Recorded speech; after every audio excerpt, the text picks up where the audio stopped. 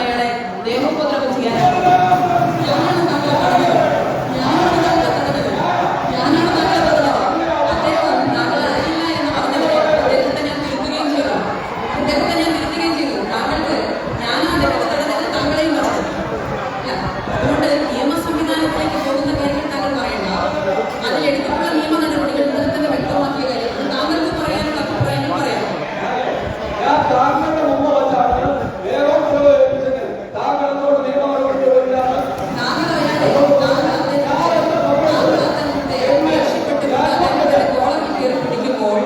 ഞാനാണ് താങ്കളെ സമാധാനിപ്പിച്ചവിടെ നിന്ന് മാറ്റിയത്, ഞാനാണ് താങ്കളെ സമാധാനിപ്പിച്ചവിടെ നിന്ന് മാറ്റിയത്.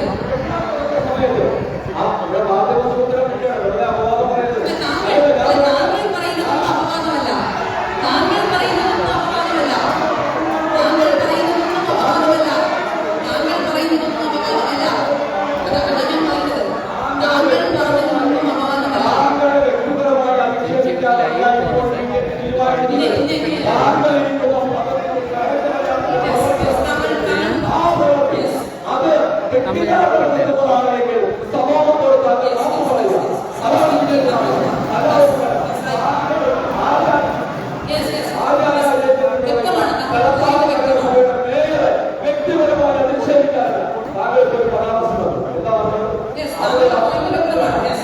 ശ്രീ പത്മകുമാർ, താങ്കളുടെ പോയിന്റ് വ്യക്തമാണ്.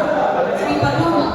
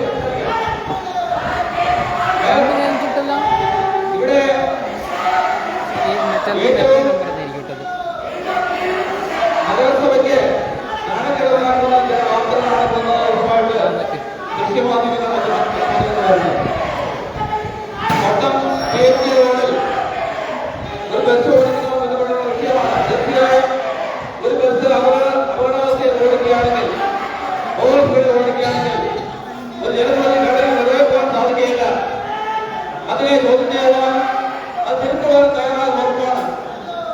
അതുകൊണ്ട് മേയർ ഔദ്യോഗിക വാഹനത്തിലാണ് വന്നിരുന്നെങ്കിൽ, അല്ലെങ്കിൽ ഒരു ആംബുലൻസാണ് വന്നിരുന്നെങ്കിൽ, ഒരു ഫയർ ബ്രിഗേഡാണ് വന്നിരുന്നെങ്കിൽ ആ ഡ്രൈവർ നിർബന്ധമായും സൈഡ് പറയുന്നതാണ്. പക്ഷേ ആ വണ്ടിയിൽ സൈഡ് ആണെങ്കിൽ തീർച്ചയായും ചെന്നത്. പക്ഷെ സ്വകാര്യ വാഹനത്തിൽ വന്നപ്പോൾ സൈഡ് തരാൻ കഴിയാത്ത സ്ഥലമായതുകൊണ്ട് സൈഡ് തന്നില്ലെന്നാണ് അദ്ദേഹം പറഞ്ഞത്. എന്തായാലും അത്തരത്തിലുള്ള വിഷയമുണ്ടായാൽ മേയർക്ക് മറുപടി എടുക്കാൻ ഒരുപാട് ബാധ്യതകളുണ്ട്. നഗരത്തിലെ വിവിധ കേന്ദ്രങ്ങൾ പറഞ്ഞാൽ നിമിഷങ്ങൾ കൊണ്ട് ആ വാഹനം റേസ് ചെയ്ത് ആ ഡ്രൈവറെ കത്തി കഴിഞ്ഞാൽ സാധിക്കുന്നതിലേക്ക് മേയറുടെ വാഹനത്തിന് സ്വകാര്യ വാഹനം തന്നെ ആ വാഹനത്തെ റേസ് ചെയ്ത് സ്ഥാപനം താമസിക്കുന്ന ആ വ്യക്തിനെ ശിവനാലയങ്ങളിൽ കൊണ്ടുവച്ചുകൊണ്ട് നോക്കുന്നത് ശരിയായില്ല എന്നുള്ളതാണ് ഞങ്ങൾക്ക് പറയാനുള്ളത്. പ്രത്യേകിച്ചും ആ വാഹനം നയിച്ച യാത്രക്കാർ ഒരു 2 കിലോമീറ്റർ കഴിഞ്ഞാൽ ലക്ഷ്യസ്ഥാനത്തെ യാത്രക്കാരെ അവിടെ വഴിയിൽ ഇറങ്ങേണ്ടി വന്നു. ആ യാത്രക്കാർക്കുണ്ടായ ബുദ്ധിമുട്ടുകൾ അതൊക്കെ നമ്മുടെ ഭാഗത്തുനിന്നുണ്ടായ തെറ്റാണ്. അത് മേയറുടെ ഭാഗത്തുണ്ടായ കാര്യങ്ങൾ ഞാനടക്കമുള്ള 3 കൗൺസിലർമാരും പറഞ്ഞ വിഷയമാണ്. അപ്പൊ ആ വിഷയത്തിൽ മേയർ കൃത്യമായ മറുപടി പറയണം. ഈ കൗൺസിൽ യോഗത്തിൽ ഈ നമ്മളെ നമുക്കറിയാം നമ്മുടെ സ്വകാര്യ ജീവിതത്തിലും ഔദ്യോഗിക ജീവിതത്തിലും ഒരുപാട് വിഷയങ്ങളുണ്ടാകും. നമ്മുടെ ജനപ്രതിനിധികളുടെ നിലയ്ക്ക് ഒരുപാട് വിഷയങ്ങളിൽ നമ്മൾ ഇടപെടാറുണ്ട്. ആ ഇടപെടുമ്പോൾ ആ വിഷയങ്ങളിൽ ഇടപെടുമ്പോൾ നിയമമില്ല. അങ്ങനെ ചെയ്യുന്നതിലുള്ള ബുദ്ധിമുട്ടുകളാണ് ഉണ്ടായിട്ടുള്ളത്. അതുകൊണ്ട് നിയമപരമായ നടപടികൾ സ്വീകരിക്കുവാൻ ഒരു സാധാരണ കൗൺസിലാണെങ്കിൽ പോലും ജനങ്ങൾക്ക് കരാറുള്ള അവസരമുണ്ട്. ഒരു മേയർക്ക് അല്ലെങ്കിൽ ഒരു മന്ത്രിക്ക് ഒരു ഫോൺ കൊണ്ട് ഒരു പരിഹാരമുണ്ടാക്കാമെങ്കിൽ മേയർ തന്നെ അത്തരത്തിൽ നടപടി സ്വീകരിക്കുവാൻ സ്വയം നിയമപരമായ ബുദ്ധിമുട്ടാണ് ഇപ്പോൾ പൊതുസമൂഹം. അപ്പോൾ നഗരത്തിലെ ആകമാനം ഇതിന്റെ സംഭവത്തിൽ അതിന്റെ ഒരു യഥാർത്ഥ സ്ഥിതി അറിയുവാൻ ആവശ്യമെങ്കിൽ അതിന്റെ ശവം നടത്തുവാൻ മേയർ തയ്യാറായ ഒരു താൽക്കാലിക ജീവനക്കാരനാണ് അദ്ദേഹം. ആ ബസ് ഓടിച്ചിരിക്കുന്ന വരുമാനം കൊണ്ട് ജീവിക്കുന്നതാണ്. സ്ഥിരം ജീവനക്കാരൻ പോലുമല്ല. അദ്ദേഹം സംസാരിക്കാൻ കഴിയില്ല. അദ്ദേഹം തിരിച്ചുവിടാം, ജോലിയിൽ നിന്ന് മാറ്റി നിർത്താം, തിരിച്ചുവിടാം. അദ്ദേഹം ഏത് യൂണിയൻ ഉണ്ടാകുന്ന നോക്കുന്നില്ല. ആ ഏത് യൂണിയൻ പറയുന്ന അവിടുത്തെ PIT യൂണിയൻ അടക്കം മൗനത്തിലാണെങ്കിൽ അദ്ദേഹം പിന്തുണയാണ്. അതാണ് റിപ്പോർട്ട്. ആ ബസ്സിനകത്ത് ചില യാത്രക്കാരെന്ന റിപ്പോർട്ട് ആ ഡ്രൈവർക്ക് അനുകൂലമാണ്. അപ്പൊ അത്തരത്തിലുള്ള എല്ലാ കാര്യങ്ങളിലേക്ക് നമുക്ക് ഒരു പ്രതികൂല സാഹചര്യം നമ്മൾ ഉണ്ടാക്കി നമ്മൾ നഗരത്തിൽ നാണക്കേട് ഉണ്ടാക്കുന്ന സാഹചര്യം ഉണ്ടാക്കുന്നതാണ് ബഹുമാനപ്പെട്ട ഏറെ ആദരവോടുകൂടി ഈ അവസരത്തിൽ പറയാറുള്ളത്.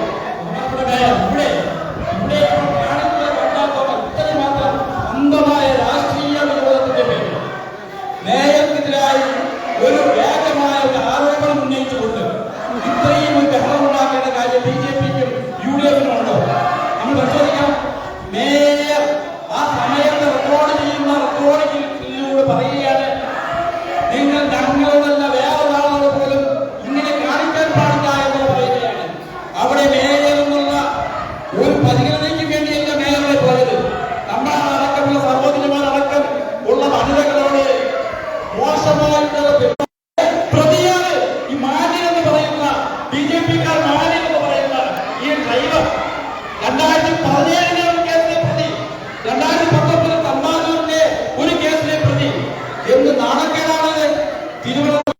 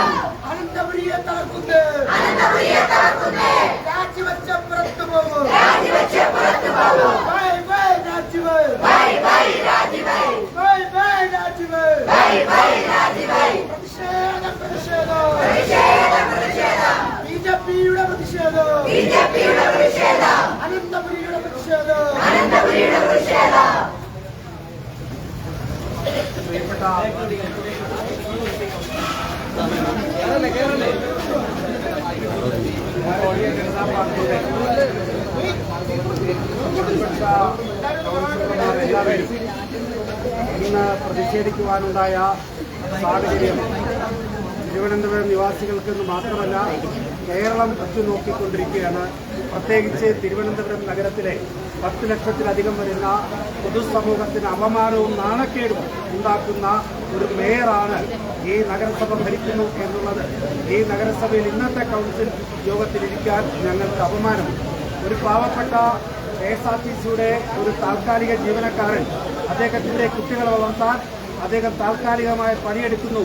അങ്ങ് പാലക്കാടും തൃശ്ശൂരും ലോങ് യാത്ര കഴിഞ്ഞ് ഇത്ര സമയത്തിനുള്ളിൽ തിരിച്ചെത്തണമെന്ന നിയമവ്യവസ്ഥ ഇവരുടെ സർക്കാർ തന്നെ ഉണ്ടാക്കി വെച്ചിരിക്കുന്ന നിയമവ്യവസ്ഥ പാലിക്കാൻ അദ്ദേഹം തിരിച്ചു വന്ന റിട്ടേണായിട്ടുള്ള യാത്രാമധ്യേ മേയറും അദ്ദേഹത്തിന്റെ ഭർത്താവായിട്ടുള്ള MLAയും ഈ നാട്ടിൽ മാതൃകാപരമായി പെരുമാറേണ്ട ആളുകളാണ്.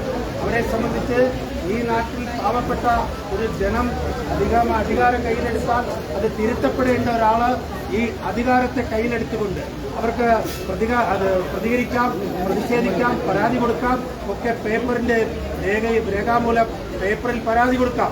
ഒരു ഗവൺമെന്റിനെ നയിക്കുന്ന ഒരു നഗരസഭയെ ഭരിക്കുന്ന അല്ലെങ്കിൽ ഒരു MLAയും മേയർ കൂടി ഒരു ഗുണ്ട പോലെ നഗരത്തിലെ ഒരു KSRTCയിലെ ബസ്സിനെ തടഞ്ഞിട്ടുകൊണ്ട് ഇത്തരത്തിലുള്ള നീചമായ പ്രവൃത്തി ചെയ്തത് ഈ നഗരസഭയ്ക്ക് അപമാനമാണ്. ഭാരതീയ ജനതാ പാർട്ടിയുടെ 34 കൗൺസിലർമാരും ഇന്ന് സഭ ബഹിഷ്കരിച്ചുകൊണ്ട് ഈ പ്രതിഷേധത്തിൽ പങ്കുചേരുന്നതിന്റെ ഈ നാട്ടിലെ ജനങ്ങളോടുള്ള പ്രതിഷേധം ഞങ്ങളും അവരിൽ പങ്കാളിയാവാൻ ഈ നാടിന് അപമാനമാണ്.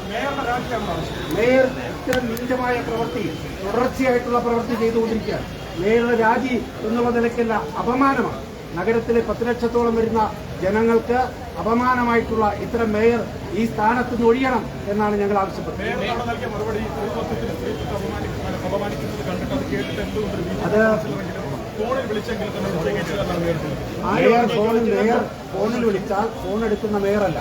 ഇവിടുത്തെ 34 കൗൺസിലർമാരും ഈ നഗരത്തിന്റെ പല ആവശ്യങ്ങൾക്കായിട്ട് ഫോൺ വിളിച്ചാൽ മേയർ ഫോൺ എടുക്കുന്ന മേയറല്ല.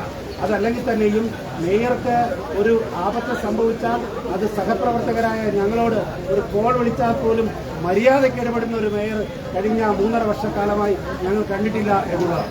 അങ്ങനെ ഞങ്ങളുടെ പ്രതിഷേധം ഞങ്ങൾ സഭയിൽ തന്നെ അദ്ദേഹം ചർച്ച ചെയ്ത് ശ്രീ തിരുമല അനില് ആ വിഷയത്തിന്മേൽ ചർച്ച ചെയ്യാൻ തീരുമാനമെടുത്ത് ആ ചർച്ച തുടങ്ങിയപ്പോൾ അത് കേൾക്കുവാനുള്ള സഹിഷ്ണുത പോലും ഇടതുപക്ഷത്തിന്റെ സഖാക്കളായിട്ടുള്ള കൗൺസിലർമാർക്കില്ല എന്നുള്ളതാണ്.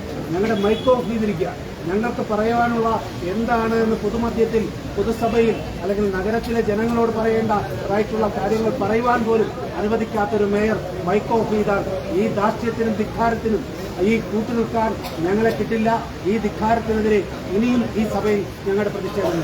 ഫണ്ട് തട്ടിപ്പ് അതുപോലെ നിയമന തട്ടിപ്പ് എല്ലാം നടത്തി നഗരസഭയെ നാണം കെടുത്തിയ മേയറാണ്. മേയറുടെ രാജി എന്ന നിലത്തിൽ തന്നെ BJP സമരവുമായി മുന്നോട്ട് പോകാനാണ് ആഗ്രഹിക്കുന്നത്. തീർച്ചയായിട്ടും ഇപ്പോൾ രാജി ആവശ്യപ്പെടുന്നത് ഫണ്ട് തട്ടിപ്പ്, നമുക്കറിയാം SC ഫണ്ട് തട്ടിപ്പ്, അതുപോലെ തന്നെ നിയമനം നിയമന അഴിമതി, പുറംവാതിൽ നിയമനം, അതിനെതിരെ 56 ദിവസം സമരം ചെയ്തിട്ടുള്ള ധീര നേതാക്കളായിട്ടുള്ള കൗൺസിലർമാരാണ് ഞങ്ങളോടൊപ്പം ഉള്ളത്. നിരാഹാരം ഉൾപ്പെടെ നടത്തി അവർ DR-ന്റെ സ്ഥാനം തെറിച്ചു പോയി. അവരത് അംഗീകരിക്കപ്പെട്ടു.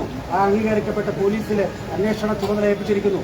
നാളിതുവരെ അതുമായി ബന്ധപ്പെട്ട ഒരു പുരോഗതി പുറത്തു വന്നിട്ടുണ്ടോ? നിങ്ങൾക്ക് ആർക്കെങ്കിലും റിപ്പോർട്ട് കിട്ടിയിട്ടുണ്ടോ? അത് യഥാർത്ഥത്തിൽ കുറ്റവാളികളെ മറച്ചുവെക്കാൻ പോലീസിന്റെ സഹായം തേടുന്നു.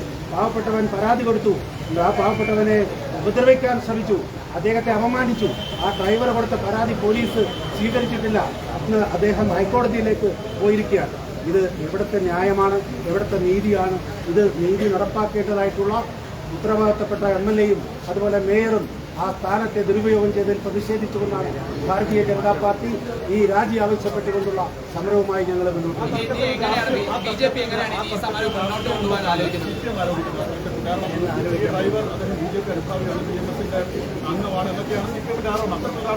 അതിനകത്ത് യാതൊരുവിധ രാഷ്ട്രീയവുമില്ല. അദ്ദേഹം ഏത് തൊഴിലാളി പ്രസ്ഥാനത്തിലുള്ള ആൾ എന്ന് പോലും ഞങ്ങൾക്കറിയില്ല. ഞങ്ങൾ അതിനെക്കുറിച്ച് അന്വേഷിച്ചിട്ടില്ല. അയാൾ നേമം നിവാസിയാണ്, നേമത്ത് താമസിക്കുന്ന ആളാണ്. അദ്ദേഹത്തിൻ്റെ കുടുംബം വളരെ ദാരിദ്ര്യവും പട്ടിണിയുമുള്ള കുടുംബമാണ്. അദ്ദേഹത്തിൻ്റെ കുട്ടിയെ 11 വയസ്സുള്ള കുട്ടിക്ക് അഡ്മിഷൻ എടുത്താൽ ഈ ഓട്ടവും കൂടി ഓടി പൂർത്തിയാക്കിയാൽ അതിൽ നിന്ന് കിട്ടുന്ന ശമ്പളം കൊണ്ടാണ് അദ്ദേഹത്തിന് സ്കൂളിൽ പോയി ഫീസ് അടയ്ക്കാൻ. അതുപോലുള്ള കഷ്ടപ്പാട് സഹിക്കുന്ന ഒരു കുടുംബമാണെന്നുള്ള വ്യക്തത ഞങ്ങൾക്ക് എല്ലാവർക്കും തീർച്ചയായിട്ടും സൈബറിടങ്ങളിൽ യദുവിനെ ആക്രമിക്കുന്നുണ്ട്, കയ്യേറ്റം ചെയ്യുമെന്ന് ഭീഷണിപ്പെടുത്തുന്നുണ്ട് DYFI നേതാക്കളൊക്കെ. അപ്പോൾ സ്വാഭാവികമായിട്ട് BJP യദുവിന്റെ സംരക്ഷണം നിയമത്താണ് താമസിക്കുന്നത്. തീർച്ചയായിട്ടും യദുവിന്റെ സംരക്ഷണം ആവശ്യമുണ്ട് എങ്കിൽ ആ ചുറ്റുവട്ടത്തുള്ള ജനപ്രതിനിധികളെ മുഴുവനും ഭാരതീയ ജനതാ പാർട്ടിക്കുള്ളതാണ്. അതുപോലെ തന്നെ ആ പ്രദേശത്ത് സംഘടനാപരമായിട്ട് ഞങ്ങൾക്ക് പ്രൊട്ടക്ഷൻ കൊടുക്കാനുള്ള എല്ലാ കപ്പാസിറ്റിയുണ്ട്. അവിടെ ഒരു DYFI-കാരൻ്റെയും ഭീഷണിക്കൊന്നും ഞങ്ങൾ വഴങ്ങിക്കൊടുത്തുള്ള പാരമ്പര്യമില്ല. അങ്ങനെ വരട്ടെ, നമുക്കപ്പം തീർച്ചയായിട്ടും തീർച്ചയായിട്ടും